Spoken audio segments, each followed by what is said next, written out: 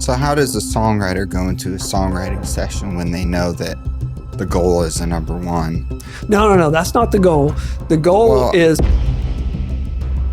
I just got a cold call from John Platt one day, who was the chairman of Sony, and he just said, "Hey man, like, what are you doing?" And I said, "Well, I'm at a concert at the moment in Charlotte." He said, "Cool." He said, "I need you to come to New York. Can you do that next week?" He said, "I'll make all the arrangements." At this time, and still today, I mean, John Platt is the biggest executive in my space of music, in music publishing globally. So I went to New York a few days later and we had a conversation, and he said, "I'm in a position to help you influence 1,000 times more." Is it more lonely at the top? Yes. Why? Because vulnerably speaking, in this position I'm in now, as long as I've been in the music business, there has always been a contingency of people saying, the sky is falling, it's all coming apart, everything is going to be awful. And every single year since then, my career has done nothing but...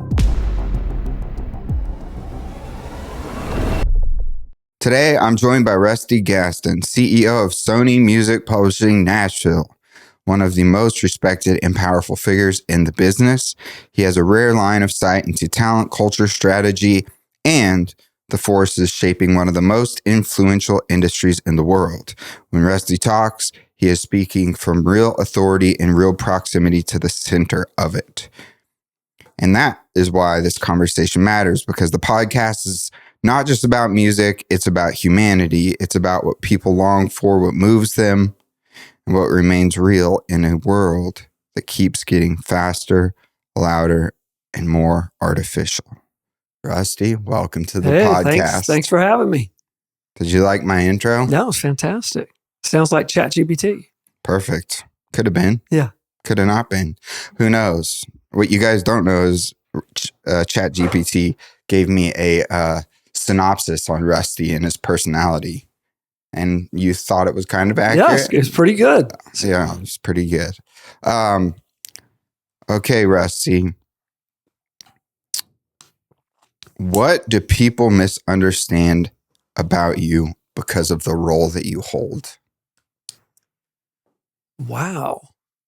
You know, I think if they don't know about my backstory of being a entrepreneur and an independent publisher for 24 years before I came to Sony, if they only know me from being at Sony and think I'm a lifelong corporate employee, that comes with a different thought process. I've never actually worked for a corporation in my life until coming to Sony, and it was not part of my plan. It was an example of God's plan is sometimes bigger than your plan.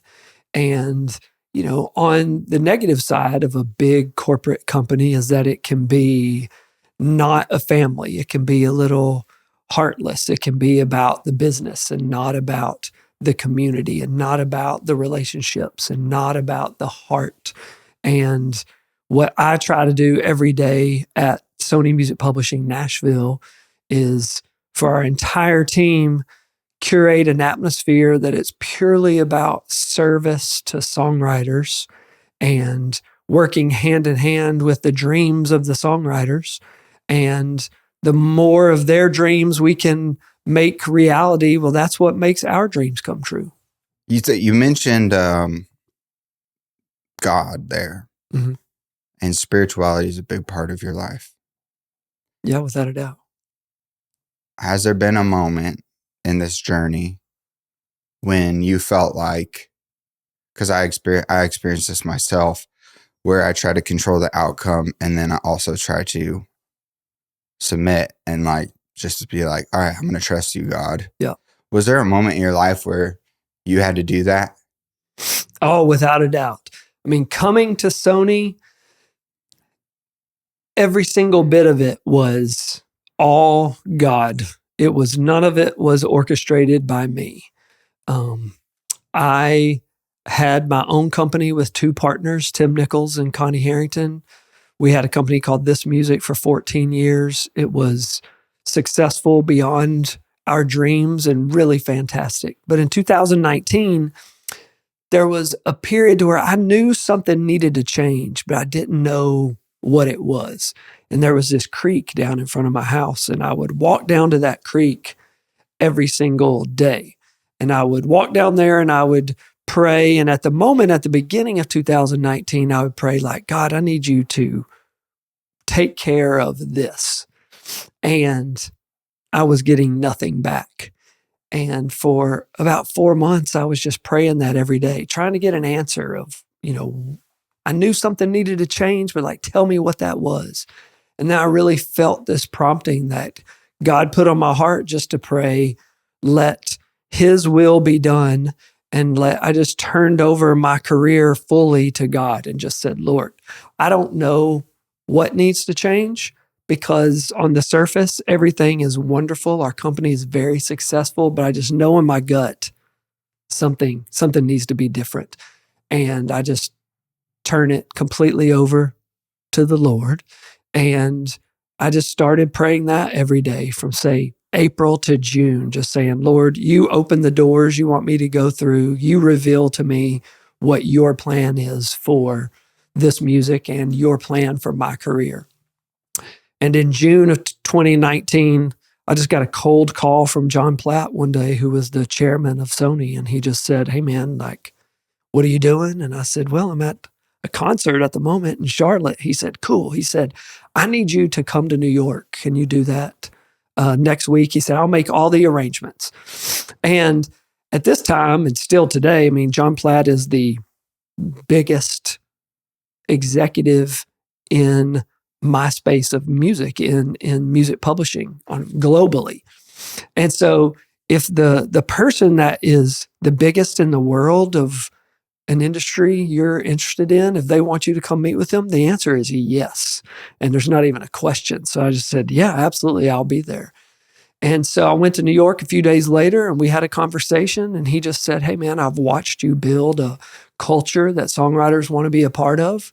And I've watched you build a destination that songwriters want to come to.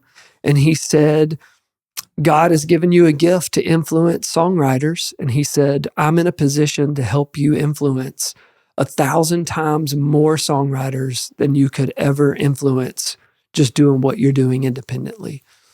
And it made all the sense in the world. And so I just feel like moving to Sony, it was completely orchestrated by God. It was an example of God's plan is way bigger than my plan. You go to New York, you sit down, you have this meeting. Yep. What was your initial reaction when he told you, like, hey, you want this opportunity? Oh, I started laughing because he told me, he said, hey, man, I've watched you create this culture and build this destination. He said, that's what we need in Nashville. And I want you to come do this at our office in Nashville. And I literally just started laughing. And I just said, man, like, what are we talking about? I said, I'm a kid from Van, Texas. And here we are in this office overlooking this park in New York City. Like, how did we even get here? Just because we love songs and love songwriters. It just seemed too surreal. Were you stoked? Oh, yeah, without a doubt. I mean, because it was a no-brainer, because when I moved to Nashville in 96, let me go back to say, like, so that's 30 years ago this right. year, right? Yep. 30 years ago, I moved to Nashville August 17th, 1996. And when I moved to town, there was a sign above the Sony office that said 27-year consecutive Billboard Country Publisher of the Year. And in Nashville at that time, like, Sony Tree was where it was happening. That's where the hit songwriters were. That's where the hit artists were. That's where the hit records were being made. And really, from a legacy scale, all of the history of country music is there. Because even for the other big companies like Warner Chappell or Universal, they weren't really so much in the country music scene back in the 70s and 80s. And so that rich history is all in that Sony catalog. So there was an element of, look, I love country music. I love all kinds of music. But what I'm desperately passionate about is hit country commercial songs, and literally all of them that are the foundation of the entire genre are in this catalog, all the way back to the songs of Hank Williams Sr. And we actually own the 3 notebooks that he wrote all of his songs in. It's pretty wild. That is wild. And I have a couple questions coming out of that. Yeah. One is, what was it like on the independent side as a publisher going up against the Sony? Man, I just never thought of it like that. As an independent company, it was just about championing songwriters, helping songwriters find hope and belief every day to do their very best work. And if they were doing their very best work, well, I was going to make sure that I turned over every rock to get those songs heard. And, you know, looking back on it now, I realize how deep the cards were stacked against us for this music to become as successful as it was. But in the moment, I never considered the cards were against us. I just thought, oh yeah, we can do this for every reason. This makes sense. But we did. We surrounded ourselves with great songwriters and great people, and we made all of our decisions based on people first and music second. And that created an atmosphere that just fueled support and fueled belief in what they were doing, and that encouraged the writers to do more every day. And it also created an environment of like healthy competition, because if Ben Hayslip and Marv Green were in one room, but across the hall was Connie Harrington and Jesse Alexander, in each room they knew, hey, the person across the hall, they're probably writing something fantastic.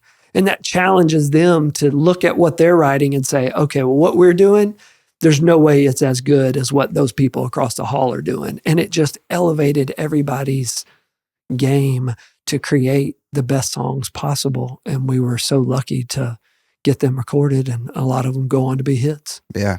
There's a competitiveness, I believe, in songwriters. And it's inherent, I believe, because, well, not maybe everybody, but folks I've talked to, you want to write the best song. Yeah. And if so-and-so across the hallway is writing, you're like, I want my song to be better than their song. For sure. So there's a healthy level of competition.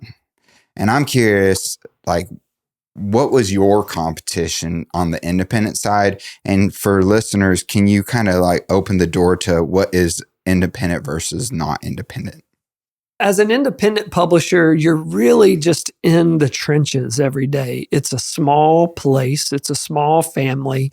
There's only so many resources going around. So you're really developing things pretty much from scratch. And in our case, it was really a lot of core craftsmen songwriters, meaning like they weren't the artist. We weren't getting our own internal cuts because really big companies, they are in really the artist business, to where those artists have admin deals or they have really big money deals that small independent companies can't do financially. So it's really about creating a place that those writers are supported, and that they know if they write the right song, it's going to be competitive in the marketplace, and we're going to be able to get it where it needs to be. Is your competition then, I know so-and-so's cutting a record and I need my song to be as good as the song from all these other places. Yeah, but it's got to be better than. The word as good as, if anybody is only doing as good as at any level, it is not going to pan out for them. Our job as publishers, and the way I've always approached music publishing, is this: my job is to manage the career of a songwriter the same way an artist manager manages an artist's career. It's the publisher's job is to build a brand for the songwriter, tell the story of that songwriter, pitch their songs, create opportunities for them in the same way that an artist manager creates opportunities and builds a brand for an artist. People only know what you tell them. And lots of times when you're going into a meeting to pitch songs, it's only half about the song you're pitching right now at this moment. And then the other half is about the conversation of where you're setting up the expectations for the next pitch meeting, because I may be telling them about a new song this writer just wrote, or I may be telling them about all the activity that a different songwriter is getting. And that's creating an expectation for the next time you get together with this person to pitch songs. They're going to say, oh, hey, you were telling me about a writer, it's got all this activity. Where are their songs? Well, they've already created this atmosphere in their mind that they might actually like what you're about to play. So you're planting a seed. Yeah, without a doubt. You're planting a seed, and that is such a big part of the daily actions of a publisher. How much of the artists well, everyone's an artist, but how many of the signed writers are performers at Sony that you manage that are going after the what we call artist career? Yep. Because I call them performers. Because I would say it's maybe half. I'd say it's probably half. It's probably half of our roster are artists, and half of the roster are just straight songwriters or songwriter producers. And how many at your peak songwriters did you have under you on the independent side? Somewhere between 12 and 14. And then how many now at your Sony? Not enough. Not enough. No, that's a lot. I mean, it is a lot. It's considerably more. But when I went to Sony, I was coming there to really turn around a culture and turn around just an atmosphere because things had gotten a little bit off track at Sony. Because they have the richest history and catalog of country music. But at some point years ago, Sony globally had purchased a company called EMI. And at that time in Nashville, Sony was the largest publisher in town and EMI was the second largest publisher in town. So when those two things combined, it created a really large company in Nashville. And I think it subconsciously maybe created an atmosphere where it's almost like too big to fail. But at the time, a company like Warner Chappell that was smaller in the marketplace, they were very leaned forward into culture and leaned forward into kind of the boutique atmosphere of independent publishers of Nashville. And our company, This Music, was a joint venture with Warner Chappell at the time. But that atmosphere of just really focusing on service ended up putting Warner Chappell in a really fast pace, moving past Sony. This was years and years ago. So when I came into Sony, it was about kind of helping get them back to a place of the right culture, but also getting them back to a real competitive place in the market. Because now Warner owns it's like 12 point something of the global market share of publishing. Mm-hmm. You guys are at the top at 26 point something %, and then UMG's under you. But together, the three majors make up about 60% of the global publishing market share. And then under that is 40%, which is the independents. But you guys are at the top. And one of the things that I'm interested in is IP. And you talked about the Hank Williams. Yep. They were what he wrote his songs in. The books. Notebooks. Yeah. So that's a form of IP. Right. And you guys have been big players in the business of IP acquisition. Mm-hmm.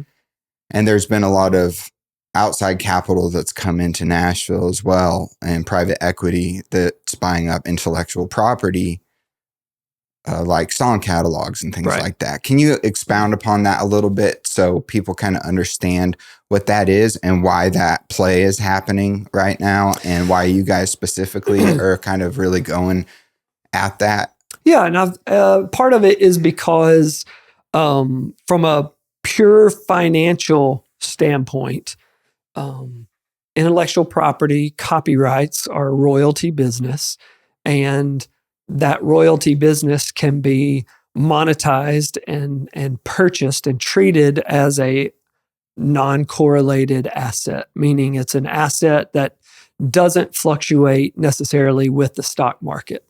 So for a venture capital fund or for a family office who may be heavily invested in the stock market, they can also invest in something like copyrights that may not have as much volatility. And if you're buying the right copyrights that have decades and decades of earning history, you pretty much know for certain what those royalties are going to be for the next long period of time. And then if you have the ability to add new excitement to those copyrights, there's a potential you could even increase the value of those.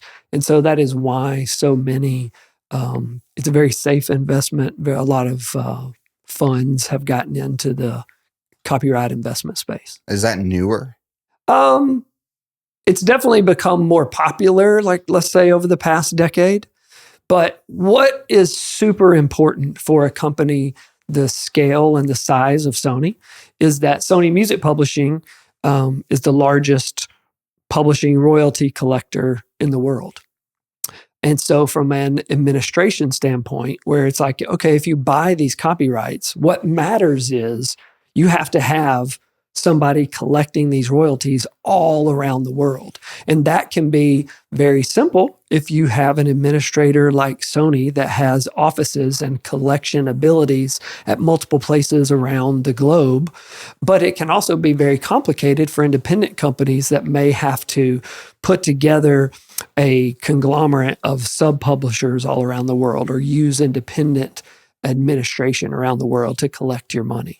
If you've ever wondered why you see that little Frenchie in every episode of my podcast, it's there for a reason. What I care about here is real conversation, real people, and real human connection. That's why partnering with Studio Bank made sense to me. Their mission is to empower creators, and they say that little Frenchie is more than just a logo. It's smart, active, adaptable, and a natural companion. Sophisticated but not pompous, rare and one of a kind. That felt like a real fit for this podcast and this show and what I'm all about. And if you're around Music Row, you've probably heard of Studio Bank or know someone that bangs with them. And there's a reason for that. They set out to rethink the typical experience, put people at the center of it, infuse innovative technology with genuine hospitality. Their whole idea is to be uncommonly modern and surprisingly human. That's a big part of why I'm proud to partner with them. They do not make you feel like a number. You get real people, real support, and a team that actually cares about what you're building, whether that's your business, your family, or your future. They also offer immediate ATM fee reversal at any ATM machine in the entire world. That's why a lot of my friends that are on the road bank with them. Visit studiobank.com or call 615-338-9998. Let them know Stephen Hogan sent you and see how Studio Bank can serve you today. Studio Bank, member FDIC, equal housing lender. Do you think there's going to be a continued consolidation of independent publishers? Like you guys just acquired Big Yellow Dog. Yeah, it's exciting. Yeah. It's exciting because Big Yellow Dog was a 27-year Music Row industry icon boutique publisher owned by Carla Wallace and Carrie O'Neill. They built a tremendous catalog built on a family and a small group of creators just really go into the trenches together and created some remarkable copyrights. And it's our mission to keep that heart and soul alive of what Big Yellow Dog was and integrate it inside the Sony team, which a lot of those songwriters are now Sony songwriters, and we're finding different ways to work with them. Now, hopefully what we're going to do is keep that independent spirit that they're used to being involved in, keep that alive, but also be able to use our scale to open up new doors to create more opportunities for them that are beyond what they would have gotten just at a smaller company. How many, on the independent side, you would have, like you said, like maybe 14 writers. Mm-hmm. How many people on the employee side were managing writers? Like, was it 5 writers per person, kind of a ratio? Not necessarily. I mean, we had, at the end of this music, there were 3 creative people, myself, Anna Weisband, and Maya Hansen. And together we managed those 14 people. But all of us did something a little bit different, but at that, we all three worked on everybody. Okay. Yeah. When you get into where you're at in your position, how many on the ratio side writers are there to the manager position? It's different for every A&R person, depending upon, what. Because from what I've been told, it's a lot more it is writers more. per A&R person. It is more writers per A&R person. But really, it's about a, what do they call it in finance? It's about a portfolio. If you think of that roster as kind of a portfolio, there may be artists who are really successful who might only create in cycles of when they're making a new project. And so therefore, the time that is required for the A&R person for them, they may not be an artist that writes pretty much every single day. They may write more in a cycle. So therefore, it requires, there's times of year where it requires more attention from the A&R person, but then some points of the year, that artist is really on tour and they're not creating. So it frees up more time for that A&R person to work with, say, a writer-producer or just a straight-line songwriter. So it's really about kind of building out a roster to where you have these artists, you have straight songwriters, you have some writer-producers, and between all of them and their needs, you can put together a roster that one A&R person can really manage really well. And then in our case, we have A&R coordinators that work alongside our A&R people, and they really help coordinate a lot of the daily details of once the A&R person is maybe put together, like say book a co-write, that coordinator comes in and the coordinator follows behind them and nails down all the details of that particular write. What time is it? What's the date? What's the location?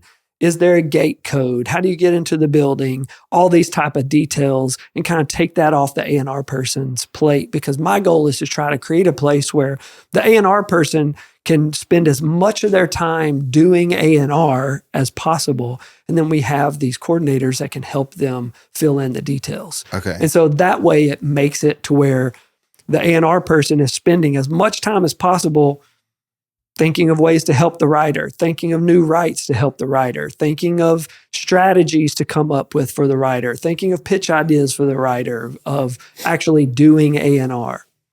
And if those daily kind of details, maybe secretary-ish kind of details are taken off their plate, it gives them more time to focus just on the A&R. And that way they can manage rosters that are a little bit larger.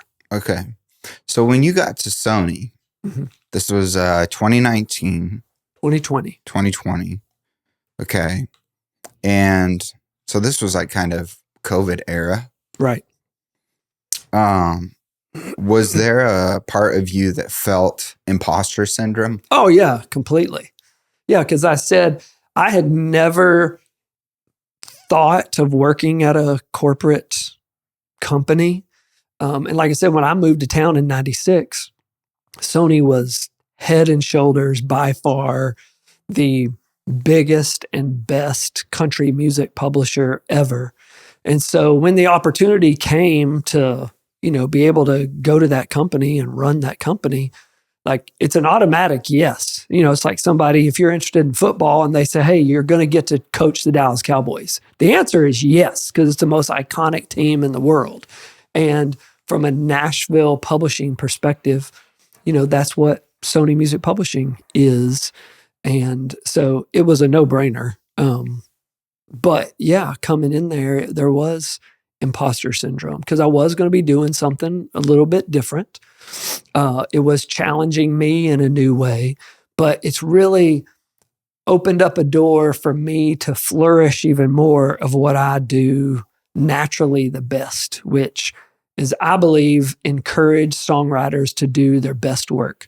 Because I believe with all that I am, that songs have the power to change the world. And you have a podcast here and you talk to creators all the time. And when you talk about their biggest hits, I promise you, one thing that remains consistent about every one of those stories is they're going to tell you, oh, when we wrote that, it was just another Tuesday. Oh, it was just a Wednesday and I wasn't even supposed to be there that day. Or it was snowing outside and I didn't want to be there, but I showed up. Oh, it was hot outside and I wanted to be at the lake, but I showed up. The consistency of the biggest songs in the world, when you hear that story of creation, it's always a story of, man, it was just another day. And what I believe is writing hit songs is hard. It's crazy hard. And when you're writing commercial music, lots of times you win by perspiration, not inspiration. You need to be present when the inspiration hits. And sometimes it's just showing up that day. So for me, if part of my role as a publisher is to encourage a songwriter just to believe that today could be the day, well, maybe that little bit of encouragement I give them in the morning is enough to get them out of the bed and actually show up to their appointment that day. If they show up to their appointment, half the work is done. And then if they bring in a great idea, if somebody else has a great idea, if God intervenes, then there's a chance where magic can really happen. And so, what John Platt said to me from the get-go was like, look, God has given you a gift to influence songwriters. And over here, you can influence 1,000 times more songwriters than you ever could doing what you're doing independently. And I get to see that every day because there are more people that I get the chance to encourage. And I may not be as deep in the trenches as I once was on the daily of pitching songs and talking with writers through their work tapes about how a song should be demoed. But I'm still very involved in A&R on a daily basis. But a big part of that is just encouraging songwriters all across the board, whether it's somebody as successful as Ashley Gorley or successful as Lainey Wilson, or if it's a brand new writer or artist that just came to town. And it's about making them believe that today could be the day. And if I can make them feel like today could be the day, that could be the day that they write a song that changes the world. And at this point in my career at Sony, it gives me more of an opportunity to encourage more songwriters than I ever could being independent. So how does a songwriter go into a songwriting session when they know that the goal is a number one? No. That's not the goal. The goal is for them to... Because at the end of the day, I mean, Sony, big companies, the more number ones you can have, the better. There's nothing wrong with that. There's a false hype around number ones.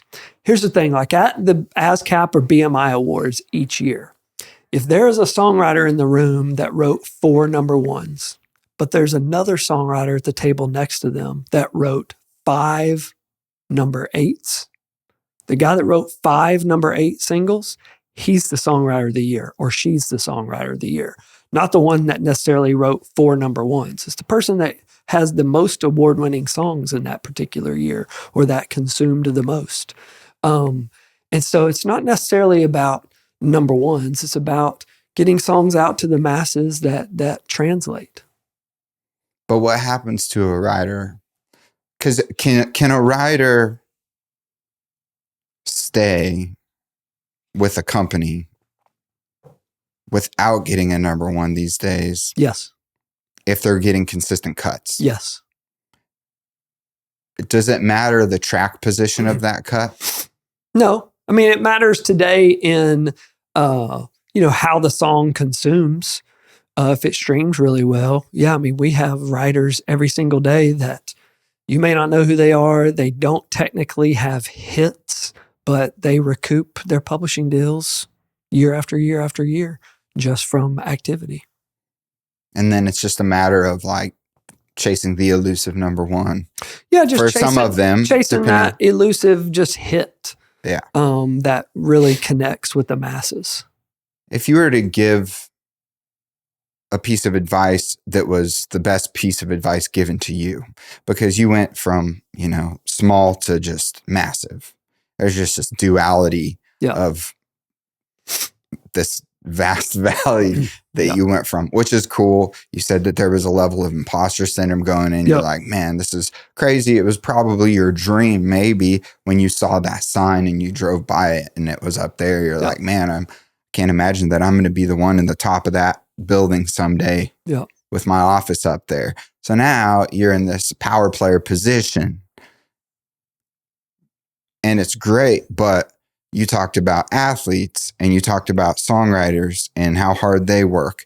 And what we all see is we see Rusty Gaston, the head of Sony, versus, or the athlete that is the Michael Jordan, or the songwriter like Ashley Gorley. Right. What we don't see is how many times they had to hit that ball or practice that free throw. Yeah. What we don't see is how many they were writing 500 songs a year for X amount of years before they got their number one. Yep. And for you, there's got to be, I'm interested just in the story of you going from being 30 years in this town now, going from starting a company to being here. Like we see these peaks. It looks real sexy. Yeah. It's like, man, Rusty Gaston, like that guy, and it may feel, I don't know what it's like to be you. I don't know if you realize the position you're in. I'm sure you do, and you take it seriously, but also like the way people probably view you and think about you. And I'm even curious, like if there's people around you that are afraid to tell you the truth because they know that you're kind of the top dog, you know? Right. That's another question. But what were some of those free throws for you that got you into the position of being able to be the guy? You know, the NSAI has a motto that says it all begins with a song. And being an independent publisher,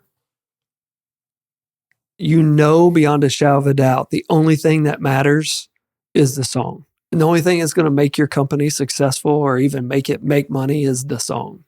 And now at this level at Sony, I see it from a much larger space, but realize more than ever, the song is really all that matters. And we touched on a little while ago that if you're doing what is as good as, it's not going to pan out. Like our job is to encourage songwriters to do their very best work to where they write a song that someone can't say no to. Because what you learn early in your career in the business, when you're going to play somebody a song, more times than not, they're not listening to it, trying to find reasons to like it. They're listening to try to find reasons to say no. And if they can find a reason to say no, well, then they will say no. Are we talking about the public? Or it could be the public. Meeting? It could be the person we're pitching a song to. It could be the public. It could be the record label. It's like, as a publisher, if I've got this group of songs and I'm taking them to somebody, the person I'm taking them to, the artist, the producer, the record label, the manager, when they're listening to those songs, they're trying to find reasons to say no of why this won't work. And they get to choose from all options that are all yeses, are songs that for on every level, it's a yes. And so it's our job to motivate those writers to do their very best work. And when they can do their best work, then they create songs that people can't say no to. And when people can't say no to them, those are the songs that end up becoming singles. Those are the songs that end up connecting with people. And as an independent publisher, you're so focused on just the absolute, we have to bring people songs that, even if their decision making is based in greed, meaning it's a producer that wants to cut a song he owns the publishing to, or it's an artist that just simply wants to record their own songs. There's countless examples of where those people have cut songs that are truly outside songs, and they go on to become the biggest songs of that artist's career. Even when you think about the best singer-songwriters out there, be it a Toby Keith, be it Alan Jackson. It's like those guys are so well respected of being tremendous songwriters. Well, the biggest songs of their artist career pretty much are outside songs because they recognize great songs and how to translate those. But at Sony, on such a larger scale, I see it every day that songs do all of the work. And I'm more convinced than ever that no record label can make a song happen, and no record label can keep a song from happening. And no manager can pull a lever that makes a song happen, and no manager can do something wrong that keeps a song from happening. And it's that way for a booking agent or a business manager or a producer. It's like the songs do all of the work. And that's what's so exciting about this. So what was the muscle that was built like on those free throws? Because you can sit and listen to songs now. Yeah. And you have a trained ear. Yep. I can't imagine how many songs you've listened to. It has to be thousands and thousands and thousands. Man, lots of times when it comes to pitching songs or finding the right songs for an artist, it's about having an understanding of what that artist has done in the past, what is the public's perception of them, and what are they capable of in the future. Just because you have a great song, that doesn't mean it's for every single artist. It's about being able to cast it in the right place to an artist that has growth potential. Maybe this is a song that helps that artist grow beyond their current fan base. Maybe it's a song that helps them speak directly to their core fan base. And it's about having an understanding of who you're playing the song for and why it works for that situation and that environment. Okay, now outside songs versus artist cuts. Yep. Outside songs arguably are a little more rare these days just because they're not as financially lucrative. But they still happen. But they happen. And they are as financially lucrative. From an artist perspective, an artist makes their money on the road, playing shows and selling merch. But not on the song. Not necessarily on the song unless they co-wrote it. But they do from the royalties it gets from sales or streaming. But is your goal with like Ella Langley, let's say, she's on the songs that are her big number ones. Weren't for the Wind, Choosing Texas. Yep. And so she has a remarkable vision of what she is wanting to create and what she wants to bring to life. And right now, she is in an absolute flow state of magic that is happening to her and around her. And it's her songs that are making all of that happen. And this is a vision that she has put together and been working on for years. This was not an overnight thing. Yeah. But can we talk about that? The working for years part. Yeah. Because that's what we don't see. Yeah. People are haters. It's easy to be a hate. Like, it's easy for people to see someone and all of a sudden they're the new artist, right? Well, most of the time, like they say, this is a 10-year town. In most cases, by the time you know of somebody's name, they've probably been doing this 10 years. And you've said as well that by the time you hear a song go number one, it's probably 4 years old. Yeah. For the majority of the songs on the country airplay chart, meaning songs that get played on country radio and it's tracked on either the Media Base or the Billboard airplay country chart, I believe about 75% of those songs are about 4 years old. That's not old. That's just the time it takes for those songs to ripen and find their way. Because lots of times there's songs that take, if you look at the chart today, there's a dozen songs that have been on the chart a year. Or maybe there's 24 songs where they'll be on the chart a year by the time they end up peaking. And if you're only able to get out one song each year on the radio, sometimes those songs have been around. That song may have been cut 2 or 3 years prior, and then it takes a year to make its way up the radio. Then it's another year before the songwriters and the publishers actually make money on that song. So it's not uncommon that songs on the radio are 4 years old. Or just for sitting. I remember talking to Topher Brown about Night Shift. Yeah. And they were like, they got the call and they're like, this John Party guy is like, wants to cut this tune. And they all were like, well, we'll take a chance on it. Yeah. And it was an outside cut, Yep. and it worked out great for everybody. Yep. So it's cool to hear those stories that happen. But like Ella's career, she's been writing for a long time.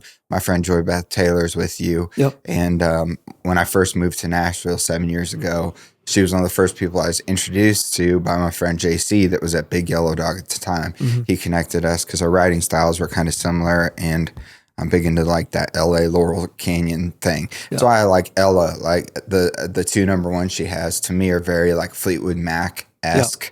That's my personal opinion. Everyone kind of says something different, but it just reminds me of that. Like she almost has a Stevie Nicks, Linda Ronstadt vibe to her. Yep, There's something cool about it. And it's hip and it's just SoCal 70s vibes, you know? She is definitely a extra special creator that has developed this vision of what she is. And she, like I said, she is currently in an absolute flow state of creating and bringing this together. And it has been a vision of hers. She put all this together. She is the one responsible and she's delivering because the songs are immaculate. Did you sign her? A girl named Maya Hansen, who worked with us at This Music originally, she is the one that signed Ella to her publishing deal at Sony. Yes, but we were all at Sony then. Yeah. Back in the pandemic of, let's just say 20, when the world shut down, shows shut down except this one bar in Nashville called Live Oak. And it basically continued to operate as if there was no COVID and nothing was going on. And just hundreds of people would be jam-packed into this club. And that's where we first met a songwriter. And I like to say, like, people ask all the time, like, how do you find songwriters? Throughout my entire career, 99% of the people I've signed, you meet songwriters through other songwriters. And we met a songwriter at Live Oak. He turned us on to Joy Beth and Trey Lewis and Ella Langley and a group of writers that all these guys were great friends and they were working together. And what's amazing is that individually, this group of friends, they would tell us, they were like, oh, hey, Ella, like, she's the biggest star, like, of our friend group. And then they would say, hey, like Joy Beth, oh, she's definitely the best songwriter out of all of us. And it's remarkable of how, like attracts like, and great songwriters recognize other great songwriters. And wherever you find one good songwriter, you're going to find three good songwriters because their two best friends are going to be equally as good songwriters. And it was special just to see them coming up together and still doing it today together. Artists, managers, labels. Are you looking for a high quality, affordable merch item your biggest fans will actually buy? Custom branded merch guitars from the Graphic Guitar Guys are one of the highest grossing tour products, often second only to t-shirts with 300 to 400% markups. They're an easy way to brand specific tours, albums, or a special project, and not offering them leaves real money on the table at any career level. With unbeatable pricing, top-tier quality, fast turnaround times, and hands-on customer service, the Graphic Guitar Guys work with everyone from stadium acts to bands touring in a van. Do yourself or your artist a favor and see what the Graphic Guitar Guys can do for you. So that fostering process, what does that look like?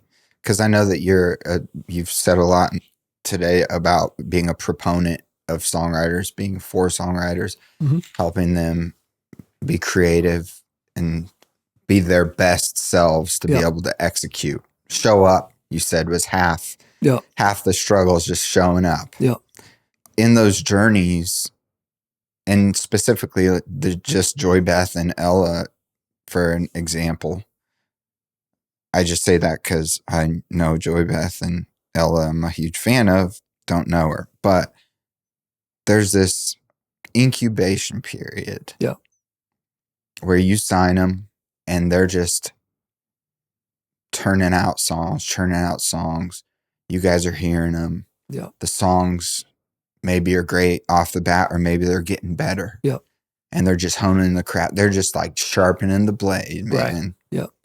Is that kind of how the process works? Yes. In general? Because every single time. I remember in the Eagles documentary, when they were signed, they were sent off to go work on writing songs and get better. Yeah. Because they were like, you guys are great, but your songs aren't good enough yet. And I think that one of the things that people take too personally sometimes is when they're told, like, your songs aren't quite there yet. Or they take publishing meetings and there's this dating process. Yeah. So what did the dating process look like? And then what does it look like in that development incubation period? Because this is one of those behind the curtain things that I think people need to understand, especially songwriters listening to this podcast that just think you move to Nashville and you get a publishing deal. Yeah. And then you're writing number ones. Yeah, no, it doesn't quite happen that way. But for us, when we sign somebody from scratch, normally it's a thought process of, okay, it's going to be 3 or 4 years before we know what we have here.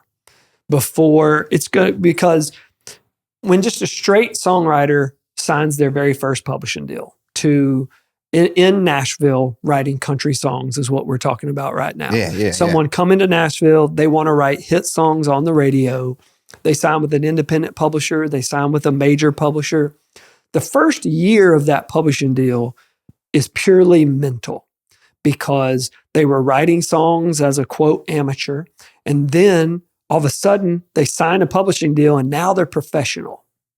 And the very next day they go back to writing songs as a professional, but it looks exactly like it did when they were an amateur 3 days before. And that is a mind game for them to realize you have to keep doing what you're doing. The first year, as I say, in my opinion, it's purely mental because it's about they need to figure out how to continue to write songs. They need to figure out how to write too many songs. They need to figure out how to write not enough songs. They need to deal with maybe having some writer's block and how to overcome that. They're going to learn the process of really recording songs and how they're getting those demos down. That's what the process of year one is. And it's also about writing with a whole bunch of people to try to find a core group that you really kind of mesh with. And then in year two, you've pretty much figured out a process of how to record songs that you're really happy with. You've more narrowed down a list of kind of creators that you have fallen in sync with, and you're starting to find your peers. And then in year two, you're probably getting some songs on hold. You're probably starting to make some relationships with newer artists who you believe in what they're doing. Then about year three, you're probably starting to get a song recorded. Not a bunch, but you're starting to get a song or two recorded, and you're solidifying your relationships a little bit more. And then by that year four, you ought to really start having some songs being released, have some activity happening. And that's exactly that kind of where, like you mentioned, Joy Beth or Ella and those friend groups were, with Joy Beth, she has the potential to be one of the most magnificent songwriters this town has ever seen. I will say in my 30 years of being a publisher, I've never seen a songwriter write as many songs as Joy Beth.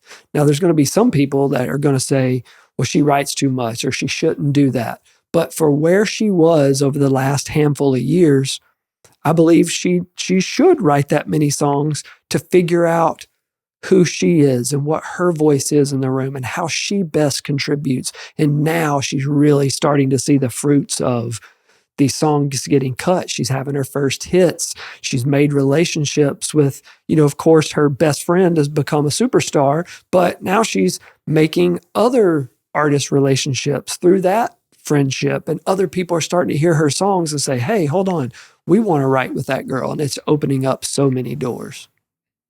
That's got to be cool to see from your position, I'd imagine. Oh, it's amazing. And for her, she writes for a company that is a partner of ours called Verse 2 Music Publishing. It's a company owned by Kent Earls and a superstar named Kane Brown. But Kent Earls is one of the best publishers ever in the history of Nashville. And he's really in the trenches of the daily with Joy Beth, putting her in the right situations, opening up doors for her, making making introductions for her, but she's doing the work of showing up every day and writing songs and writing great songs and making good relationships. And most importantly, keeping those relationships alive. Yeah. I'm curious about your relationship with Kent.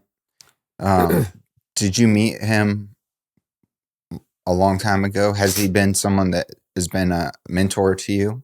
We were friends, so I met him first. He was a song plugger at a company called API. I think he went to MCA from there. We were acquaintances. We didn't know each other all that well, but one of my closest friends, he ended up marrying, and so we got to know each other a lot better once he and Martha got married. And now we get to work together every day, and he's a incredible publisher with a fantastic track record, and he has helped so many songwriters move from 0 songs and just starting from scratch to becoming Songwriter of the Year. Did you have mentors along the way? Yeah, I did, for sure. How important is mentorship to you? It's very important. It's about just having other people that you look up to that can just help keep you on track if you have questions. And like sometimes those people may be publishers, people like Gary Overton or Jody Williams or Pat Higdon. They've been amazing publishing mentors of mine, but also people like Scott Hendricks, who's a record producer and a label executive, but he's a friend and a mentor of mine throughout the business. But also it's about a core group of friends that you're coming up with. For me, it was people like Ben Vaughn and Mike Molinar and Martha Irwin Earls and Kent Earls and all of us in the trenches together chasing down the same dream. And like you mentioned earlier in our conversation about the industry being competitive. Like it is competitive, but at the same time, it's not competitive because we're all dreamers here chasing the same thing down. And there is more than enough success to go around that I can have more success beyond my wildest dreams and you have more success beyond your wildest dreams. And that does not mean that either one of us are taking something away from the other. And so, as much as I had other mentors that were older than me in the business, I consider my closest friends that I was in the trenches with, grinding it out on the daily, they were as much mentors as other people because we were all talking every single day to try to help each other open doors for each other. If one of us made a connection, we were trying to make that connection to our best friends so that would be a door that's open to them so that we're all helping each other grow. And now, Kent has a successful company. Martha manages one of the biggest superstars in the genre. Mike Molinar manages or runs one of the very best independent companies ever in the history of Nashville. And I can go on and on with a list of friends that are all doing that, but we're all living this dream together. And even though some of our positions may be competitive, we're all here still today trying to help each other as much as anything else. Is it? It's a cliche question, but is it more lonely at the top? Yes. Why? Because vulnerably speaking, in this position I'm in now, there are more people that want something, and there becomes fewer people that you can talk to about your daily frustrations. And I think that makes it even more difficult to lose one of my best friends, Ben Vaughn, because he and I worked for 29 years, every day of our career, climbing together, trying to succeed together, even though we worked at separate companies. But he and I could talk about anything at his business or in my business, and we were always supportive to help one another. And the thing that becomes lonely at this point is if I have something that's bothering me, there's a much smaller group of people I can really confide in where there's not a fear that somebody else will use that information. against you. Against you. Yeah, Yeah. yeah. Well, it makes perfect sense. I think for the But I'm majority, grateful for the friends that I have that I can have those discussions with. I think for the majority of people that are in positions like you, it's like that. Yeah. It almost comes with the territory, with the job title in a sense. And it's interesting you say everybody, I do see it. Obviously, people want something from you. Everybody you probably sit down in your office with that's a writer or whatever, Yeah. they want you to sign it. They Yeah. want a piece of advice. They want something from you. And I think that's okay. That's great. That's part of it. And I want to be in that place. And that's great. Yeah. But it's so true that I think this is something I think about a lot is how often do we give something to somebody instead of ask for something? Yeah. And I feel like the mentality of people, I would like to see this in my own life, and I try and I work towards it. But when I meet people, it's instead of trying to extract, what's a value I can add? Well, and that's very much a Nashville community thing, is that our community, I believe, helps each other first. It's not about, the why they talk about Nashville being a community is because the artists, the songwriters, the executives, the managers, the agents, we all came up in this chasing our dreams together. And we're in a community together where we're trying to make win-win-win deals happen for everybody. A deal that it's a win for the songwriter, it's a win for the publisher, it's a win for the record label, it's a win for the booking agent, it's a win for the business manager, and everybody succeeds together. Where in other communities, it may be about take as much as I can for this temporary amount of time. Because what is also uniquely Nashville is the executives that are here work here for decades. The artists that are here have the opportunity to have touring and recording careers for decades. The songwriters that are here, they have the opportunity to write hits in multiple decades. And in other communities, the business may churn faster, and you don't find as many executives who have been doing it for 20, 30, 40 years. You don't find as many songwriters that have hits in 3, 4, 5 decades. You don't have as many artists who've been touring for 2, 3, 4 decades and still having tremendous active careers. And that is something that's uniquely Nashville. And I think our entire community should be remarkably proud of that and keep that going. It's like that old Zig Ziglar saying of, you can get everything you want in life if you help enough other people get what they want out of life. And that's what I tell our staff every day. It's like, hey, if we help our songwriters succeed, that is what's making our dreams succeed. Every time our songwriters having a hit, that's what's making my dreams come true and our team's dreams come true. And that's what's helping our team's careers excel, is by helping these songwriters and artists make their dreams come true. And it's just a cycle that feeds on itself in a good way. How old were you when you read Think and Grow Rich? I'm going to say maybe 15, 16. My dad had given me Think and Grow Rich and The Power of Positive Thinking. And they're both just game changers. What book outside of the Bible changed your life the most in terms of giving you direction and stoke? Those 2 books, The Power of Positive Thinking for sure. But there is a book that's maybe a decade or 15 years old. Is written by Ryan Holiday, and it's called Perennial Seller.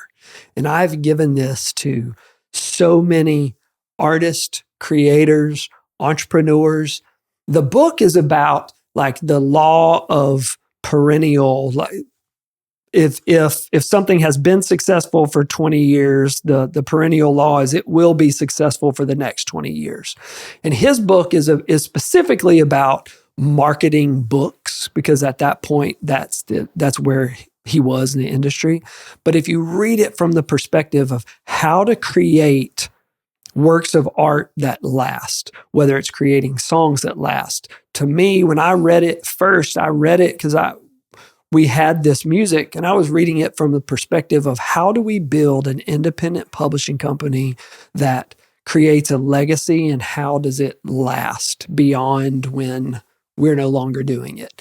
And we are still seeing that today by, new songs coming out still from that catalog, but also seeing those songwriters still work together and still thrive together, and hearing people telling stories about that company. But that book, I gave it to an artist last week, and I just think reading it from an artist perspective or a songwriting perspective of how do I create an artist career that lasts, that book really stands out. I really like Ryan Holiday. Yeah, he's great. And he's big into the Stoics. Yeah. I got the Marcus Aurelius Meditations book recently because he was like recommending it. Right. But I'm awesome. not as much into all the Stoic stuff, but that Perennial Seller book and the grouping of books that came after that, one of them is called, it's called like Ego is the Enemy. There's a group of books around there. Those are all absolutely fantastic. Yeah, the one I'm reading right now is called Stillness is Key. Oh yeah, that's really good too. Dude, it's so good. Yeah. So here's my question.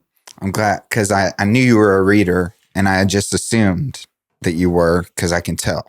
So in Stillness is the Key, it talks about, I think it was first Napoleon, and then he talks about JFK. I think he talks about Eisenhower, but he was talking about basically how there's a lot of things that are really busy, and if you don't check your mail for 30 days, the majority of the problems will have fixed themselves. Yeah. I don't know if you remember the part of that book. I might be butchering it, but right.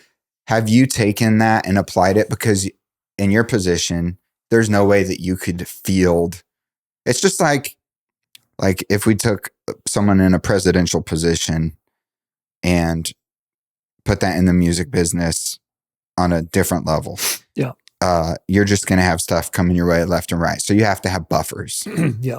And so have you established, and how did you establish buffers for yourself? Kind of like those examples that were in Stillness is Key. I'm still working on it every day. I want to encourage people beyond just the staff I work with and the songwriters I work with. So, when random people reach out to me, I probably too oftentimes say yes, and that does mess up my calendar. But earlier this year, at the beginning of the year, I literally just deleted everything in my inbox and just said, okay, I'm starting the year fresh, and that if somebody needs me, if there's something I had missed of significance before the holiday, they're going to reach back out to me. But I do think that is right, where most of the little things take care of themselves. And it's really about focusing on the big decisions and ideas that we can bring to life that are going to impact the biggest amount of people. So here's the question. Mm-hmm. I'll preface this. So I think it was UMG had a court case against some music generating platform, and they settled, and now they're doing a licensing deal with that platform from their catalog to train the AI. Right. To my knowledge, Sony has not done that. I don't know if you guys are doing that or not. Yeah. But what is your opinion on artificial intelligence generating music, and a threat that I think kind of sweeps across the creative community in terms of songwriting?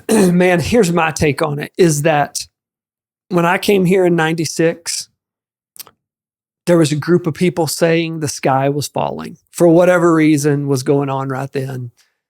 It seems Y2K, like, man. Yep, Y2K. For as long as I've been in the music business, there has always been a contingency of people saying the sky is falling, it's all coming apart, everything is going to be awful.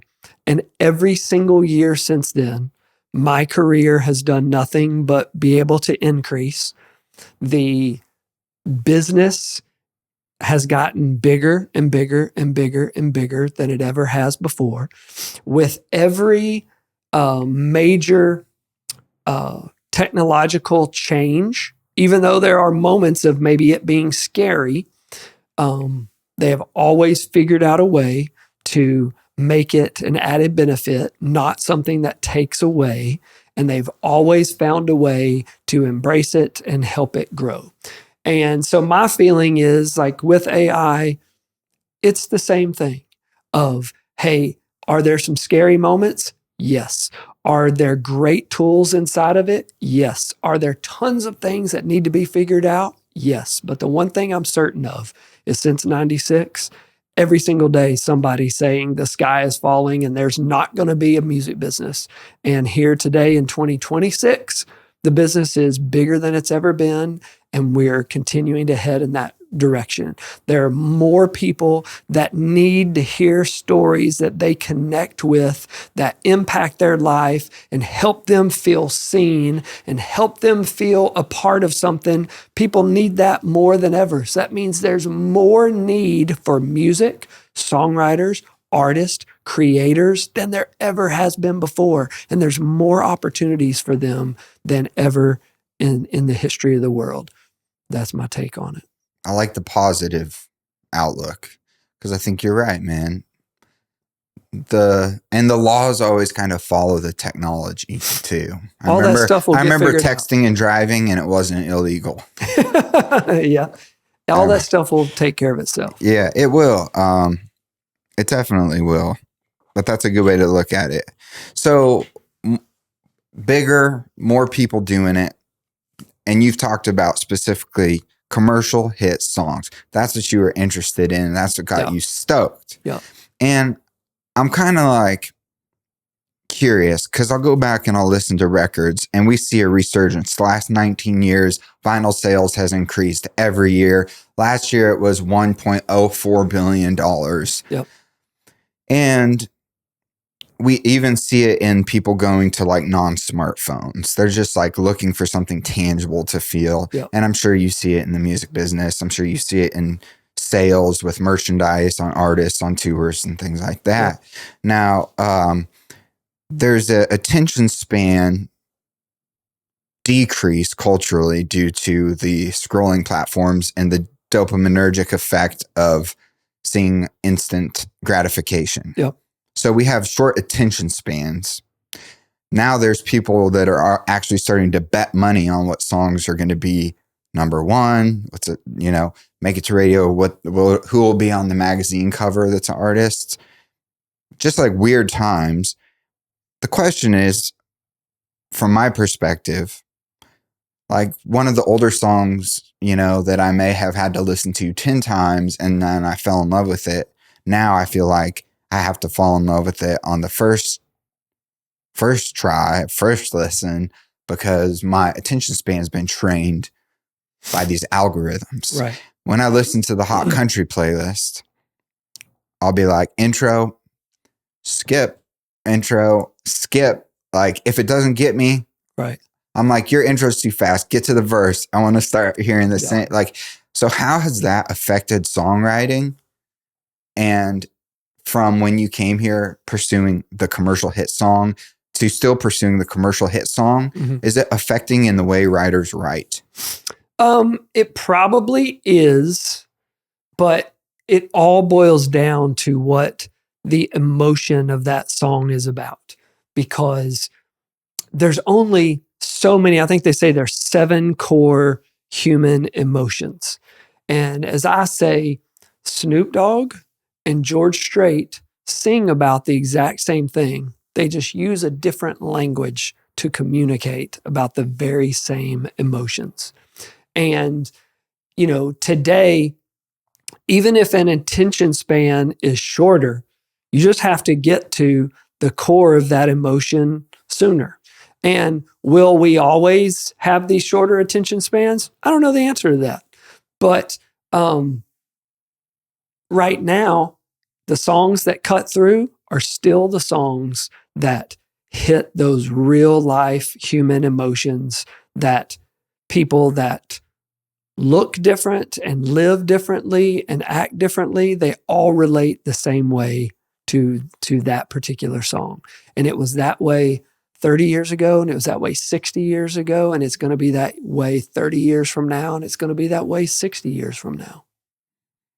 Is it hard for you to turn work off when you go home? Yeah, because I love what I do. And so like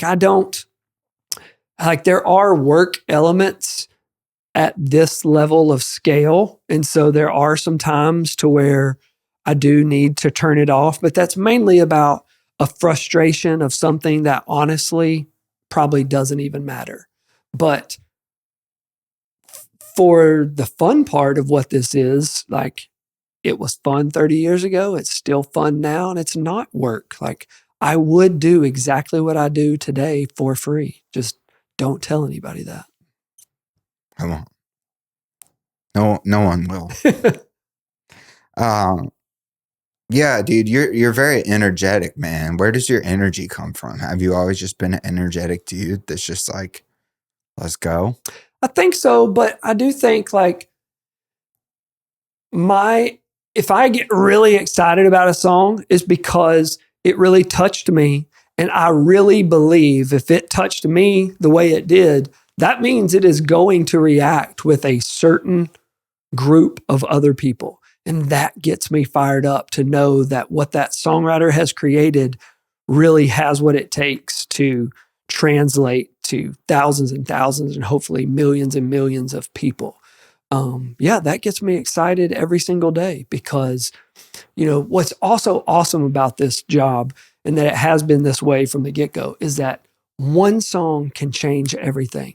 Like literally 3 minutes in your day can change the entire day. You can be having a bad day, a horrible day, a frustrated day, and a songwriter can send me a new song and it can change everything. Your complete state alters in a matter of minutes.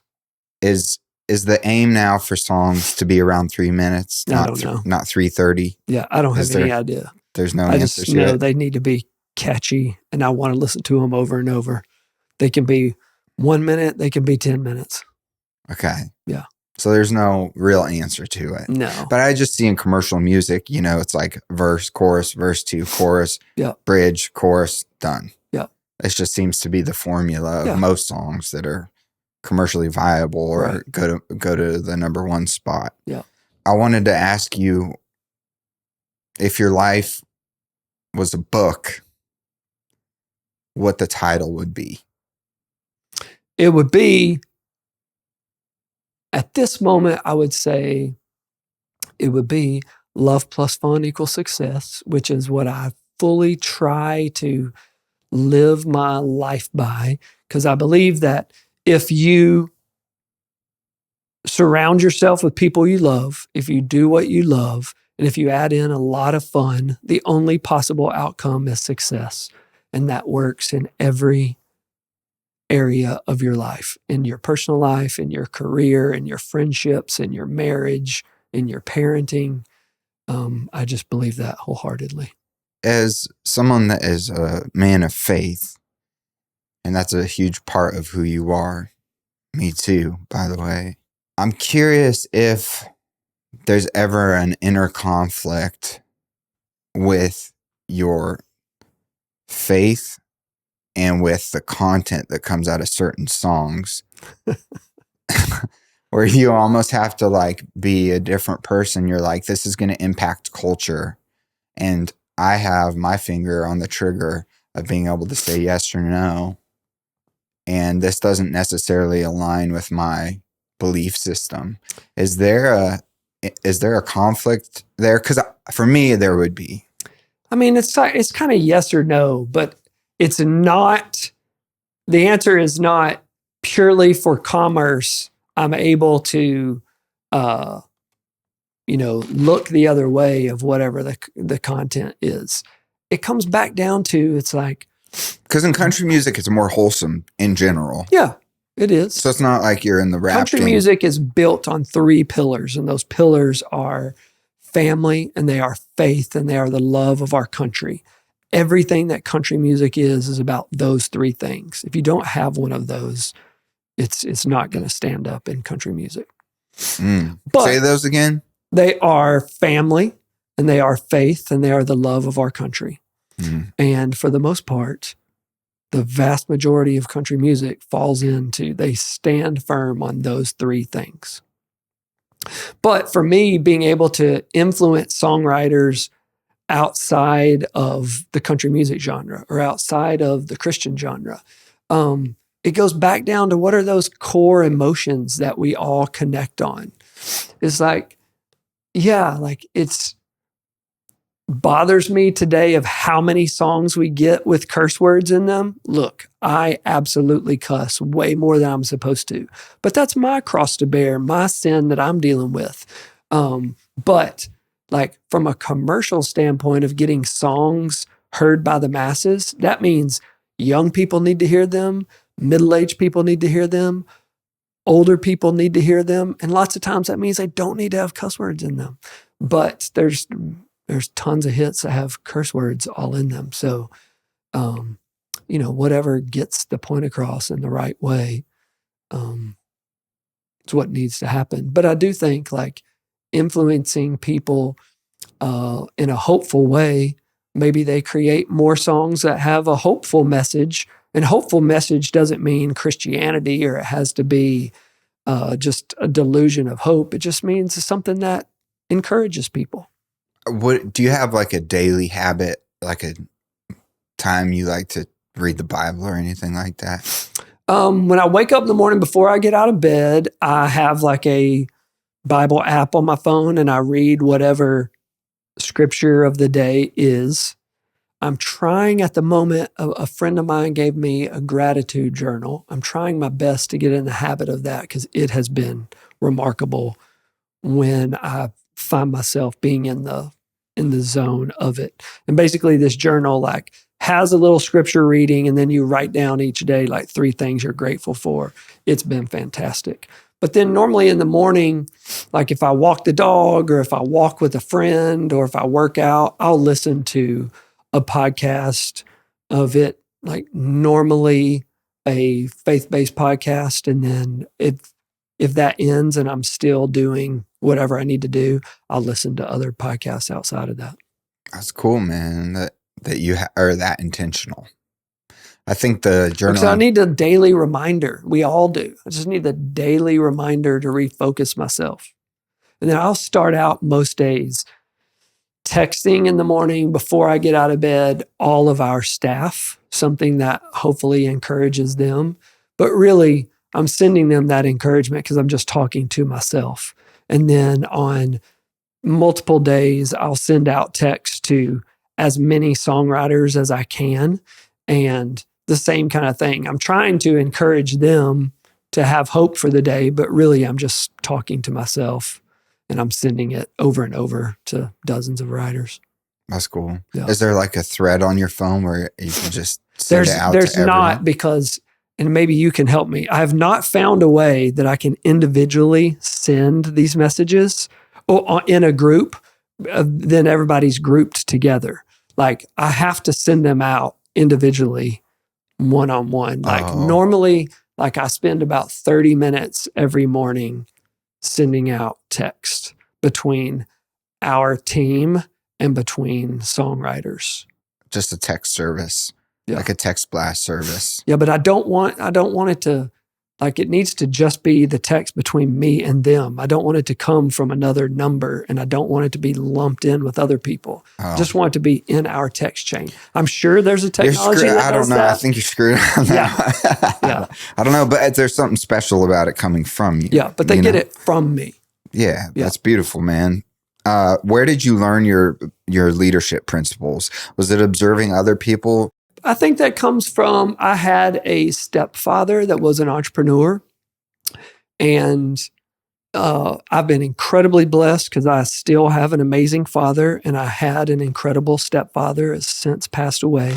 But my stepfather was an entrepreneur, and I got to see him build businesses of just things he liked and how to make a living at it. And that's basically how I chased down my whole career, was realizing, oh man, I just love songs. Well, there has to be a business that somebody does that, and chase that down. But I watched firsthand working in either a video rental store or an arcade or a laundromat or a restaurant that he owned and operated. Like, we were able to buy groceries if we had a good day at whatever business he had. And then if you don't have a good day at the restaurant, well, then we weren't able to necessarily buy groceries. And so I learned the importance of, hard work, and like, hey, you have to make it happen in order to thrive. And so that's just always been a thing for me. The hustle. Yeah. What's the average day like for you? I'm curious. Currently right now I have too many things on my schedule, and I need to become better at that. But my average day is, getting up, trying to get rooted in scripture, listening to songs, encouraging our team, encouraging our songwriters, and then coming in and hitting the ground running of whether we're listening to new songs, stepping into meetings about how we are moving the ball forward, of retaining writers, signing new writers, finding ways that we can utilize the scale of our company to create more opportunities for writers. And all those things go into every single day. Where do you see podcasts fitting in the future of IP? I think they're fantastic. Legacy media is just dwindling, as we've seen. Yep. And it's moved into people creating their own shows. Yeah. I think it's where people can go and find even more unique niche things that they're interested in and get a deep dive on learning about that. Do you think the music industry I'm just curious, do you think the music industry in a decade is going to be signing podcasts? I don't have any idea. I wouldn't be surprised if they did. There's licensing things that's got to be figured out, but but they could, yeah. I'm sure as a businessman, you do SWOTs on your business in some way, shape, or form. Yep. And there's threats. Yep. And you have to be aware of those threats and get ahead of them. Yep. What's not changing is the desperate need for amazing songs that speak to the masses, that make people feel seen and heard and make them feel a part of something. Songs that make them feel like, how did this person know that is my story? And that has been exactly the same 100 years ago, and it will be 100 years from now. And the biggest threat to songwriters is mentally us keeping them in a place that they can do it, that they have what it takes, that today could be the day, that showing up matters, that their perspective is unique and important and is needed. How much risk exposure are you willing to take versus other labels? I think it's the same. I think it's from a business standpoint, I think it's basically the same as any other large company. Have you taken risks in your career outside of going to Sony that were failures, where you were like, man, I risked this and it flopped? There's a few examples. There's some examples to where it goes back to that equation of love plus fun equals success. I really came up with this because about the year 2001, I signed an artist who had a major label record deal, but he was getting cuts on other people. And it was obvious he was a tremendous songwriter. But his artist career wasn't taking off the way he wanted it to. And I signed him to a publishing deal, and we put together some goals of, hey, we want to get your songs recorded on artist A, B, C, D, the biggest artist of that time. And a few years later, man, we had gotten his songs cut on every single one of those artists. But unfortunately, none of them ended up being singles on any of those projects. And so several years down the road, we found ourselves at a financial point to where we were going to have to, unfortunately, not work together anymore. But he actually said to me, he was like, hey, I've loved every moment of this. This has been the very best publishing deal I've ever had. This has been the best creative relationship I've ever been in. And we did achieve every goal we set out to. But even though we didn't hit a couple of luck pieces to where big hits came out of it, we loved what we did every day. We had a ton of fun. And even though financially it didn't become a big success, the deal overall was a big success. And there's examples of that, of, a purely financial person would say, oh, well, that deal was a failure. There's a big debt on the books. Well, to me, it wasn't a failure. We both had a great experience. There were fantastic songs created that ended up recorded by the biggest artists in country music that are on some of the most iconic albums in country music. They just didn't end up being singles. But so they couldn't recoup. Correct. But we still had a relationship that was very successful. So how long can you go with, because that's a great example of my earlier question where I was like, is it you have to have number ones to kind of eventually stay in the game unless you're getting cuts. And this is he was getting cuts, but didn't get the number one that recouped his draw. The majority of the deals we go into, they're set up as 4-year publishing deals. It's a 1-year firm up front, and there's 3 1-year options. If it's somebody we haven't worked with before, I'm planning on what we're trying to do is create a deal that financially buys us as much time as possible. Because as I said, 75% of the songs on the chart are 4 years old. Well, if this writer is performing at the top of their ability, playing Hall of Fame caliber ball here, it's going to be 4 years before we have significant activity. And so by that 4, we need to have bought us as much time as possible to figure out, do we have enough activity to keep going?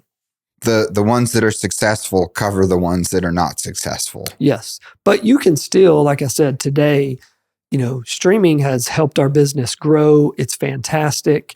And we're seeing songwriters recoup their publishing deals every day just from having songs that are streaming that aren't on the radio.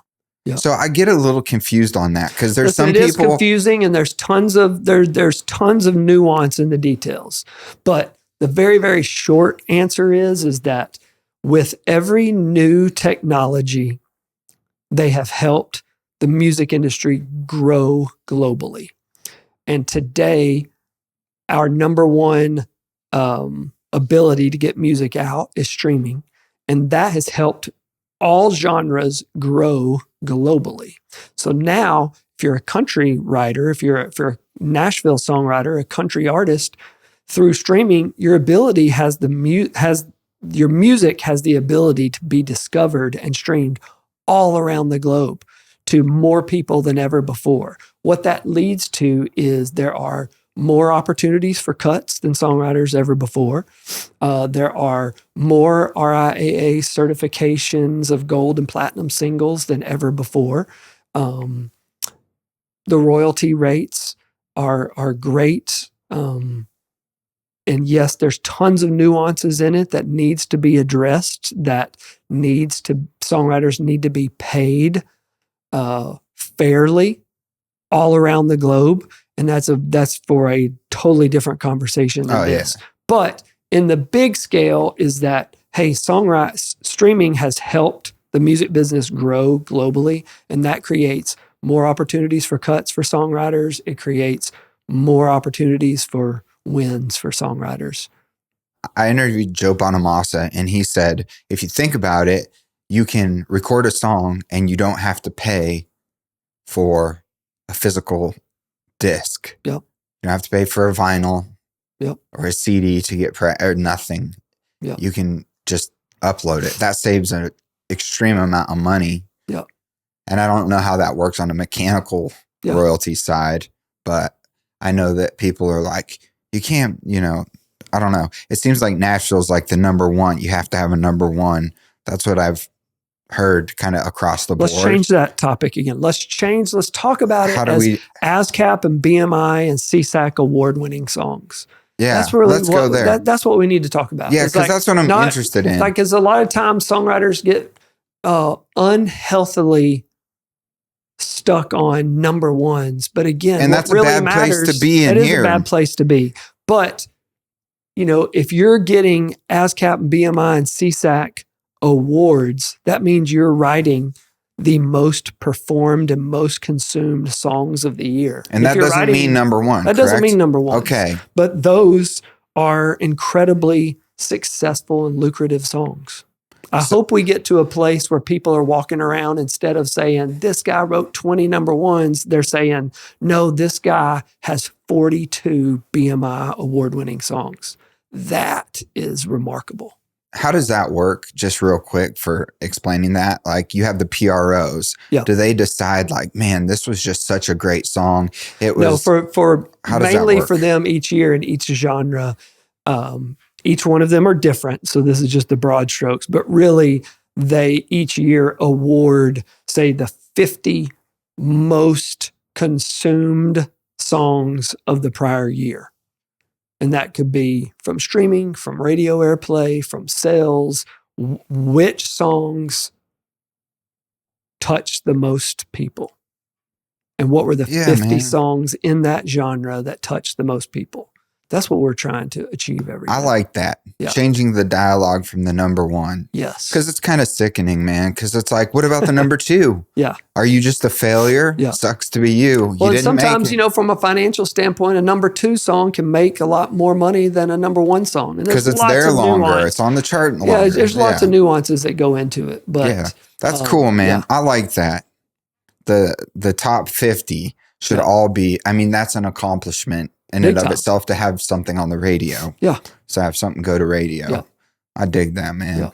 If everything went away, like your entire, like Rusty Gaston, the CEO of Sony Music Publishing, if all of the title and all of that went away, but there was one piece of advice that was left and you were gone, and your piece of advice carries on through generations and generations, what is that piece of advice? It's that encourage people to be kind to one another, to love one another, because if you want to be successful in whatever the business is you're in, being kind and being friendly and coming from a position of love, that is what will help you succeed in whatever you do. Well, thank you so much. Hey, thanks for having me. It's been great. For being on the podcast and sharing, giving us a little bit of a peek behind the curtain. You got it. And if you liked it, subscribe, share. And who do we want to listen to right now, Rusty? Who should we be streaming? Right now, stream Ella Langley is doing fantastic. There's really some artists on the come. Gavin Adcock, Hudson Westbrook. There's some brand new people like Aniston Pate doing incredibly exciting music. Music is just, I'm just going to get in trouble by naming people, but there's so many great things coming out to pay attention to. All right, guys. Well, be kind. That's right. Love somebody. Love everybody. And we'll see you for the next episode.